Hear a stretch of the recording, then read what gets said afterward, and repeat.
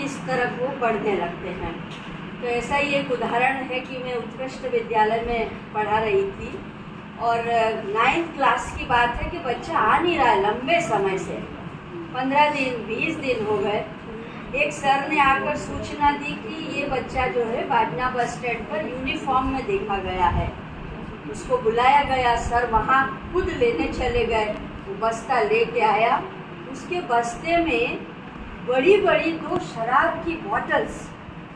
पूरा स्टाफ हम अचंभित रह गए कि ये 9th क्लास का बच्चा और ये क्या कर रहा है। हमारे रोंगटे खड़े हो गए देखकर। तो पहला रिएक्शन यही होता है कि तुरंत इसके माता पिता को बुलाओ। उसके माता पिता को बुलाया गया, लेकिन उनकी स्थिति में आपको बताऊं कि बुरा हाल था कि आप इसके पिताजी को ये बात मत बताइएगा, क्योंकि अगर इसके पिताजी को ये बात पता चल गई तो वो पूछे और इसे मार डाले।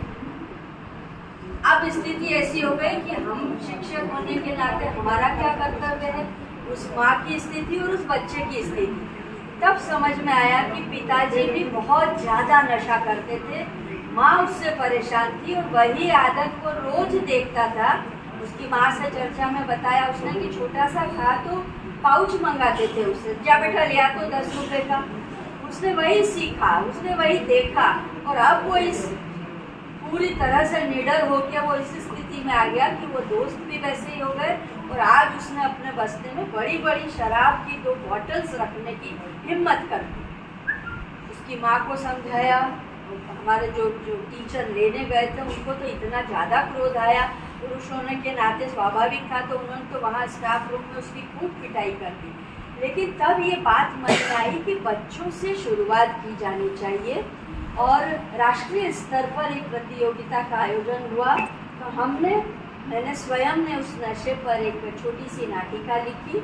बच्चों ने उस पर बहुत सुंदर अभिनय किया और वो जिला स्तर पर, संभाग स्तर पर, राज्य स्तर पर और राष्ट्रीय स्तर पर उसने प्रथम स्थान प्राप्त किया। और वो जगह 1 बार, 2 बार, 3 बार कोयम्बटूर, बेंगलोर और दिल्ली में तीनों जगह उस नाटिका को प्रथम स्थान मिला।